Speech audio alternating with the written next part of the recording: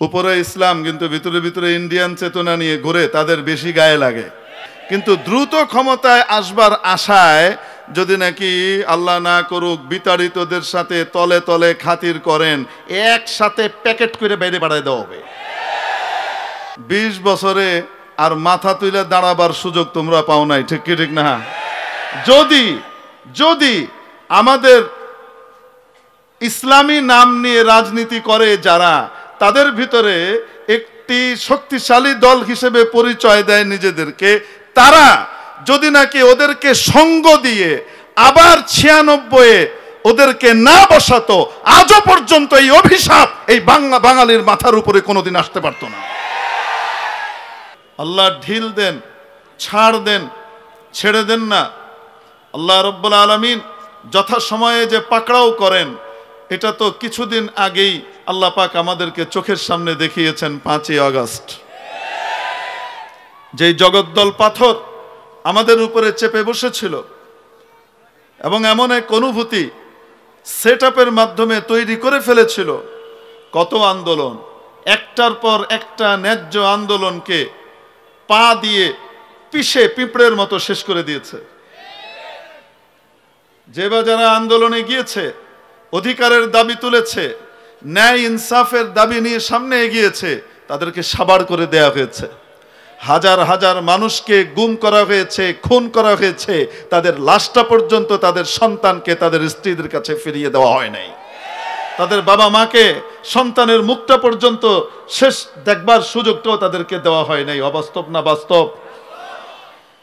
আদেশ করে, সরাসরি তত্ত্বাবধান করে, গুম করে, খুন করে, পুরনো শাড়ি পরে আবার সান্ত্বনা দেওয়ার নাটক মঞ্চস্থ করেছে। কিসের অস্কার পুরস্কার দেওয়া হয়? যারা নাকি খুব ভালো অভিনয় করে তাদেরকে নাকি একটা আন্তর্জাতিক পুরস্কার দেয়, সেটার নাম নাকি অস্কার। আমার তো মনে হয় এই গত 16 বছরে প্রতিটা বছর অস্কার পাওয়ার উপযুক্ত আমাদের সাবেক মাননীয় প্রধানমন্ত্রী ছিলেন। কি বলেন আপনারা? এরকম বিশ্ব অভিনেত্রী আমাদের দেশে থাকা অবস্থায় আবার আমরা মনে করি যে সংস্কৃতির দিক থেকে আমরা পিছিয়ে আছি, আমাদেরকে আরো অভিনয় করতে হবে। এত বড় সেরা অভিনেত্রী গোটা পৃথিবীতে দ্বিতীয়টি খুঁজে পাওয়া যাবে? বাস পোড়ানোর আদেশ করে, মানুষ পুড়িয়ে হত্যা করে, তারপরে আবার ওই পুড়া দগ্ধ মানুষগুলোকে দেখবার জন্য নিজের নামে তৈরি করা বার্ন ইউনিটে গিয়ে সেখানে আবার চোখের পানিও মুছে, রস রেডি থাকে, এখানে টিপ মারলেই বের হয়। এরকম শ্রেষ্ঠ অভিনেত্রী আপনি কোথায় পাবেন? অবাস্তব না বাস্তব? বাস্তব কথা বললে আবার অনেকের খুব গায়ে লাগে, খারাপ লাগে। উপরে ইসলাম কিন্তু ভিতরে ভিতরে ইন্ডিয়ান চেতনা নিয়ে ঘুরে, তাদের বেশি গায়ে লাগে। এই সমস্ত কথা কইলে তখন আবার তাদেরকে বলে এরা গতানুগতিক বক্তা। বুঝেন নাই মনে হয়? আছে না নাই? হ্যাঁ, ভিতরে ইন্ডিয়া প্রীতি নিয়ে ঘুরে বেড়ায়, আর উপরে আলেমদের সাথে থাকে। কেন? আলেমদের সাথে বলে জি জি আসি। কি কারণে? নাহলে তো ডান্ডা খাবে। ভুল বলছি? খারাপ লাগছে আপনাদের? এই বাস্তব সত্যগুলা কিন্তু শুনতেই হবে। দাওয়াত দিছেন কেন? যেহেতু দিছেন, অতএব গায়ে লাগলেও একটু শুনতেই হবে। সুবহানাল্লাহ। মানে একটার পর একটা জিনিস বেরিয়ে আসছে, তাই না? আসছে না? আসছে না? দেশপ্রেমিক 57 জন অফিসারকে, দেশপ্রেমিক 57 জন অফিসারকে, আর্মি অফিসারকে, সিনিয়র অফিসারকে হত্যা করে গোটা সেনাবাহিনীর চেতনাকে পঙ্গু করে দেয়া হয়েছে। কাকে খুশি করার জন্য? প্রতিবেশীকে খুশি করার জন্য, ঠিক কিনা? থাকতে পেরেছে তো? কত চেষ্টা! আল্লাহু আকবার। যারা সত্য কথা বলেছে, যারা মূর্তির বিরুদ্ধে বলেছে, যারা হকের দিকে আহ্বান করেছে, তাদেরকে ধরে ধরে সব জেলে পুরেছে। বুঝাতে পারে নাই মনে হয়? কোথায় পুরেছে? ভেতরে জেলে পুরেছে। অমুক আসতে পারবে মাহফিলে, অমুক আসতে পারবে না। আমাদের অমুককে প্রধান অতিথি না করলে মাহফিল হবে না, এরম মনে হয় যায় নাই। কি বলেন আপনারা? যারা বাধা দিয়েছিল, যারা আটকিয়েছিল, তাদেরকে এখন বাটি চালান দিয়ে খুঁজে পাওয়া যাচ্ছে না। যাদেরকে বাধা দিয়েছিল তারা বহাল তবিয়তে বাংলাদেশেই আছে, ঠিক কি ঠিক না? কুদরতটা কার? আসতে বলুন কার? জগদ্দল পাথরের উপরে চেপে বসেছিল। মাশাআল্লাহ, কি বলবো আপনাদেরকে, অত্যন্ত পরহেজগার প্রধানমন্ত্রী, যিনি তাহাজ্জুদ পড়েন এবং তাহাজ্জুদ গুজার প্রধানমন্ত্রী হওয়ার কারণে ওনার সমস্ত কর্মকাণ্ড উনি রাতেই সম্পাদন করতেন। 2018-তে রাতের তাহাজ্জুদই ভোট করে কি করে গেছে, ক্ষমতায় চলে গেছে। এগুলো বলা যাবে না, বললে অনেকের কষ্ট লাগে এবং বলে হুজুর বলেন বলেন বলেন বলেন বলে যান, সময় আসছে আমরা আবার বেরোবো,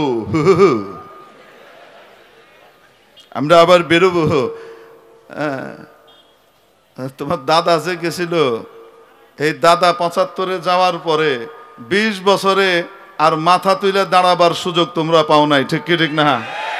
যদি আমাদের ইসলামী নাম নিয়ে রাজনীতি করে যারা, তাদের ভিতরে একটি শক্তিশালী দল হিসেবে পরিচয় দেয় নিজেদেরকে, তারা যদি নাকি ওদেরকে সঙ্গ দিয়ে আবার 96-এ ওদেরকে না বসাতো, আজও পর্যন্ত এই অভিশাপ এই বাঙালির মাথার উপরে কোনোদিন আসতে পারত না।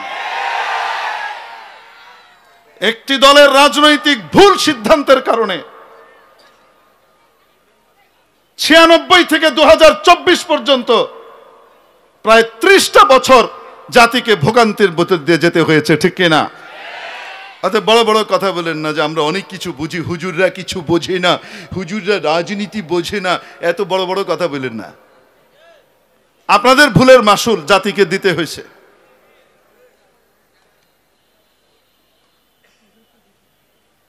যাই হোক, এখন তো হুজুর শত্রু তো আরো একটা পয়দা করলেন।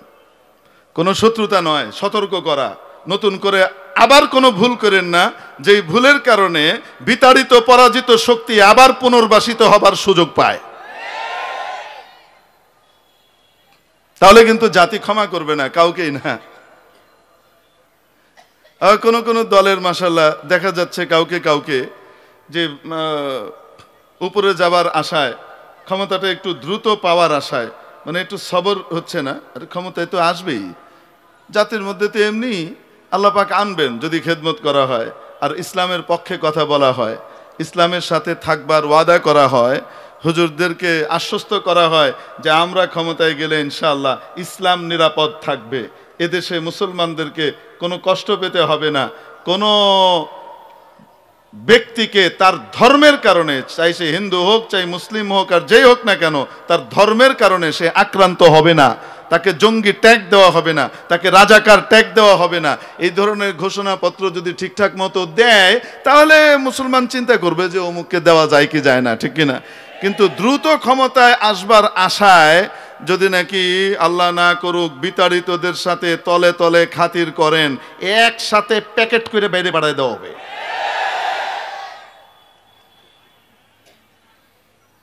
বিজাতীয়দের পার্শ্ববর্তীদের এজেন্ডা এখানে বাস্তবায়নের সুযোগ দেওয়া ইনশাআল্লাহ। আপনারাই বলেন ইনশাআল্লাহ। আল্লাহ চায় তো সতর্ক থাকবো তো ইনশাআল্লাহ। তো মাওলা পারেন কি পারেন না? আল্লাহর পাওয়ার নাই। 16 বছর এমন ভাবে গিয়েছে। আরে ভাই, কত আন্দোলন হইলো, আইলো আর গেল। এই 16 বছরে সব আন্দোলন হ্যান্ডেল করে ফেলায়, শেষে যেটা হচ্ছিল ওইটাও হ্যান্ডেল করে ফেলতো। কিন্তু আল্লাহ পাকের প্ল্যান একটা আছে, ইন্নাহুম ইয়াকিদুনা কাইদা, ওরাও প্ল্যান করে, ষড়যন্ত্র পাকায়। ওয়া আকিদু কাইদা, I have also a plan, আমারও কি আছে? প্ল্যান আছে, পরিকল্পনা আছে। আর আমি যেহেতু মাস্টার প্ল্যানার, অতএব আমার প্ল্যানের আওতায় তোমরা লাফালাফি করো। তোমাদের লাফালো আমার প্ল্যানের অংশ, এটা বুঝাবার জন্য আল্লাহ পাক চিন্তা করে দেখেন, যেই অস্ত্র আর হাতিয়ার ব্যবহার করে হাজার হাজার মানুষকে গুম খুন করেছে, হাজার হাজার মানুষকে জেলখানায় পুরেছে, হাজার হাজার মানুষকে দেশ ছাড়া করেছে, যাকে যা ইচ্ছা তাই করেছে, চাকরিচ্যুত করেছে এবং যাকে ইচ্ছা ফাঁসিতে চড়িয়েছে, যেই অস্ত্রটা ব্যবহার করে সেই অস্ত্রের নাম কি বলেন তো? রাজাকার। কোন অস্ত্র ব্যবহার করে? রাজাকার অস্ত্র। এই অস্ত্র ব্যবহার করে যাকে ইচ্ছা দমন করবার তাকেই দমন করেছে। অবাস্তব না বাস্তব? মাওলানা পাক বলেন, আয় দেখ, এবার দেখ তোর অস্ত্র দিয়ে আমি তোকেই কেমনে সাইজ করি। আল্লাহ পাক যেই অস্ত্র দিয়ে ওরা 16 বছর গোটা দেশকে গোটা পৃথিবীর মধ্যে সবচেয়ে বড় আয়না ঘর বানিয়ে রেখেছিল। আমার এই বাংলাদেশটা ছিল গোটা পৃথিবীর মধ্যে একটা সবচেয়ে বড় আয়না ঘর, ঠিক কি ঠিক না? বড় জেলখানা। এই দেশটাকে যা বানিয়ে রেখেছিল আল্লাহ পাক সেই শব্দ আর সেই অস্ত্র দিয়ে লাথি মেরে বিদায় করে এর কোলে বয়ে দিছে। যেহেন থেকে আইছিল ওহেনে পাঠায় দিছে। যার গোলামি আর দাসত্ব করত সেই মনিবের কাছে গিয়ে আশ্রয় নিছে, ঠিক কি ঠিক না? বলেন তো দেখি, আন্দোলন তো এরকম কত হয়েছিল। ওরা তো আন্দোলনের নাম ছিল যে আমাদের কোটার একটু সংস্কার হয়ে গেলেই হইল। আচ্ছা সংস্কার করছি বা করব বা কিছু একটা হইলেই হইতো, তা না করে একটা পর্যায়ে কি বললো বলেন তো, মনে আছে? হ্যাঁ, মুক্তিযোদ্ধারের ছেলেপুলেরা সব মেধাহীন আর ওই রাজাকারের বাচ্চার নাতিপুতিরা সব মেধাবী, পাপ্পা আর যায় কই।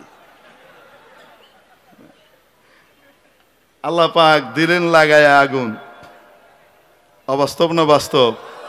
এমন আগুন লাগাইলেন যে রাজাকারের ঘৃণা বহায় দিছিলেন, যেই কেন্দ্রগুলোর ভিতরে বসে গোটা দেশের ভিতরে এই অপপ্রচার আর সাংস্কৃতিক আগ্রাসন চালিয়েছিলেন, সেখানকার বাচ্চারাই স্লোগান দিয়েছে, তুমি কে আমি কে। প্রাউড ফিল করে কইছে, তুমি কে আমি কে। কে বলেছে? কে বলেছে? হয়েছে না হয় নাই? ঝেঁটিয়ে বিদায় আল্লাহ করতে পারেন কি পারেন না? করে দেখিয়ে দিয়েছেন। অতএব আমরা ওদেরকে খেদায় দিছি তাহা নয়, মাওলায়ে পাক লাথি মেরে বের করেছেন, তার আলামত আমাদেরকে দিয়ে দিছেন।